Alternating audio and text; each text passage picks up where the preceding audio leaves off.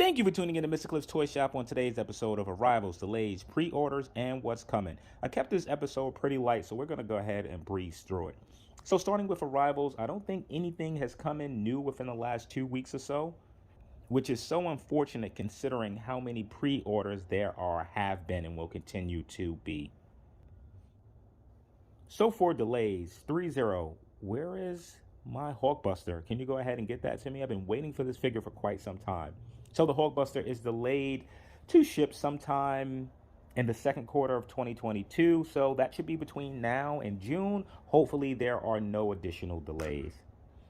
Now moving on to Storm Collectibles. Storm is falling behind. We have about 6 or so figures that we've been waiting through. Won't run through all of those figures, but come on Storm, you don't produce a lot of figures per year. So to have these figures that were supposed to ship last year still in limbo right now is a bit concerning, because now I'm thinking, what new figures will you actually release for 2023, and will those figures just hit one after another? Because your figures aren't cheap. Now jumping to our common known offenders, Mezco and Super 7, what's new here? Just delays. Mezco, where's my Constantine? Super 7, where is my everything? Going over pre-orders, and of course this won't shock you, nothing but news as, hey, there are more pre-orders. So let's go ahead and start with Hot Toys. I'll start with the Moon Knight that was shown about 2 weeks ago. Haven't watched it yet on the Disney streaming platform. I guess I'll get to it at some point. Looking at it, I don't know how I feel about the costume design. I know how I feel about the price. It seems like a lot. Looking at this figure, doesn't come with many accessories. You can tell that the articulation is a bit limited by these poses. If you're interested in picking this up, it's going to cost you $285. That's a lot of money for not a lot of figure.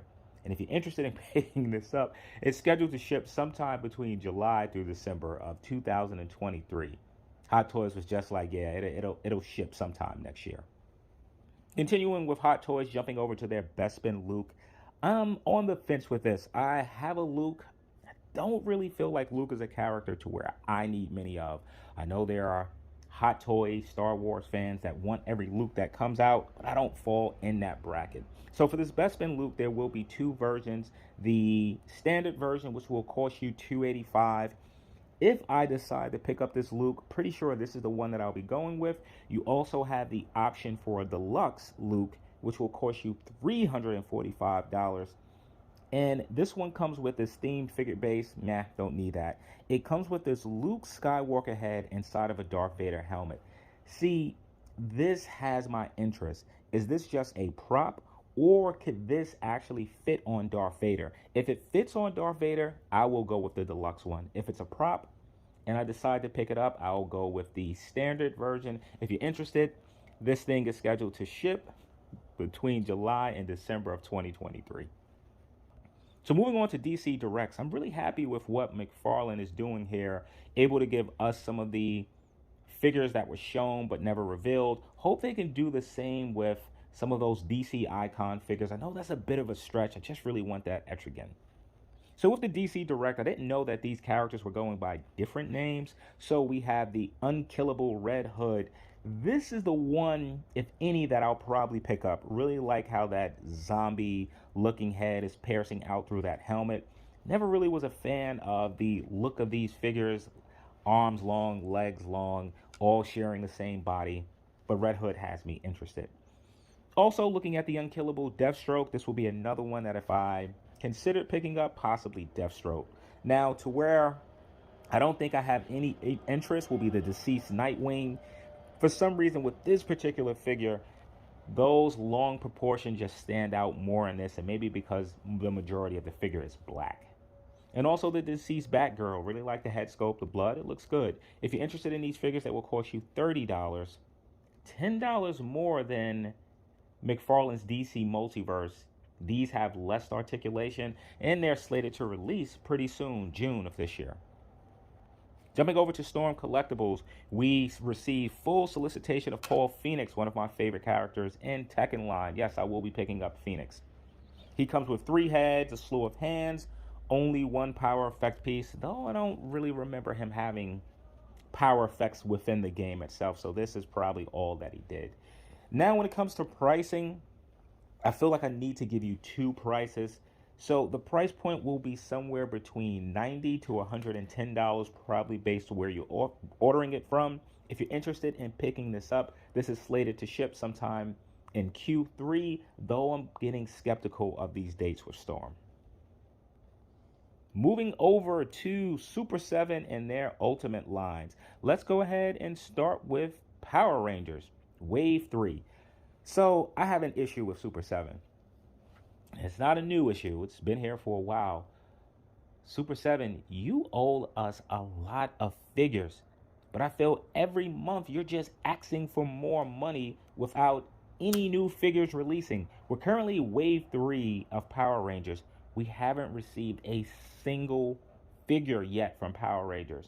Not from Wave 2, not from Wave 1. So now to ask for more money, this is craziness. And it's the same thing with their Silverhawks line, which we'll talk about shortly. So for Power Rangers Ultimate Wave 3, you'll get the Blue Ranger. Really like the accessories that's packed. Really like the fact that you get 2 head sculpts of 2 characters. I only know Billy. I don't know this other person. With the Black Ranger, also like that you get 2 head sculpts of 2 different characters. I only know Zach. I don't know this other person. You get a Lord Zed, which looks a bit too chunky for my liking. I don't know if the Hasbro Power Rangers one has me a bit spoiled. Something about this one doesn't look right, even though I think it's probably pretty accurate to the series itself. You also get the Tinkler. Well, that's what I remember him being called. I actually didn't see the name for this character, so if it's not Tinkler, I apologize. And he comes with some nice accessories. Pretty good to get more of the evil monster characters in this line, even though we don't have a single figure. And then we have the Dino Megazord, that 5th pack in that they're doing with their Power Ranger line. I haven't picked up any of these things. Interested in this. I'm interested in the Dragon Zord. Interested in Grimlock from their Power Rangers, from their Transformers line. Speaking of that, has stuff shipped from that? I forgot all about the Transformers line. And if you're going to go ahead and pick up that Lord Zed, he does come with a throne, which is $45. Or if you're just looking for a throne, here's one for $45 that some of your other villains can sit on. These figures are priced at $55 each, with the exception of the Megazord, which is going to cost you $65, and the throne, which is going to cost you $45. These figures, accessories are slated to ship in April 2023, but let's be realistic.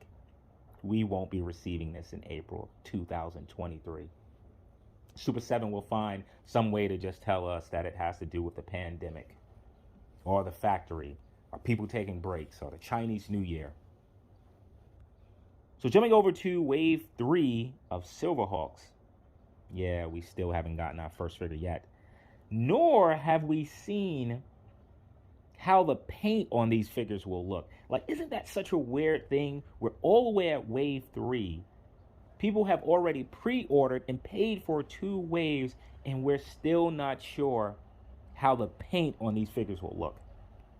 So looking at the figures, you get Stargazer, which I absolutely remember. Looks really good. All these figures look good. I have to say that. Look really good. If I decide to stick with Silverhawks, and I'll talk about that in the Super 7 video, I will be picking up these Wave 3 characters. Mumbo Jumbo is also one that I remember. Thought that he was a bit larger, but this scale is probably appropriate. And Molecular. Don't remember this character at all. I really need to go back and watch Silverhawks, though I don't know where you can find this. Possibly YouTube. I know it's not on any of the streaming services that I have. And the figure that I'm most hyped for, Hot Wing. I'm somewhere trapped with, I don't remember him, but I think I remember him. But he looks fantastic. He has taken over my want than any of the other Silverhawks figure. Yes, more than Quicksilver. This is the figure that I want. Unfortunately, It's a Wave 3 figure, and we still haven't received Wave 1. If you're interested in picking up these figures, they're still available for pre-order. They will cost you $55 and slated to ship first quarter of 2023. Super 7 just needs to put question marks after shipping dates. Scheduled to ship question mark, question mark, question mark. Jumping over to 3.0 and their 1/6 G.I. Joe line. Oh, really like what I'm seeing here. So we see Roadblock coming with a bunch of hands, some weapons, soft goods. Looks great. The only gripe here, I really wish we would have gotten an alternate head sculpt or a more aggressive head sculpt to go with Roadblock. If you're interested in picking this up, Roadblock will cost you $170. That's about a 10 to 12% price hike over the first G.I. Joe figures that were released, and this figure is slated to release in fourth quarter of 2022. Jumping to their next G.I. Joe figure slated to release is Firefly, a character that I really remember in my childhood. Comes with some cool accessories. You get the backpack, you get the goggle, a few weapons. This figure will cost you $170, also slated to release fourth quarter of this year. Now, jumping over to a company that I've never heard of before, but they have my attention, that is Rocket Toys. They are producing a 1/6 scale Naruto line, and these figures look amazing. So starting with Kakashi, comes with so many accessories. I'm just going to show a picture of them. I believe these are interchangeable faceplates and not heads, so I could be wrong. They even come with interchangeable eyes, so you can change the Sharingan. Comes with interchangeable legs, his effect piece, some weapons. This looks amazing, but for the price point, it should. This figure will cost you $320 and slated to release first quarter of 2023. Jumping over to their next figure of this line is Itachi Uchiha in his Akatsuki outfit. This figure looks amazing, and the fact that you can, these are all soft goods, the fact that you can remove some of his clothing and sport this look. Also come with interchangeable eyes, some cool effect pieces, extra legs, hands. Man, these figures are fantastic looking. If you're interested in Itachi, he will cost you $320, slated to release fourth quarter of this year. And the final figure that we see at this point is Madara Uchiha. Let me try that again. Madara. There we go.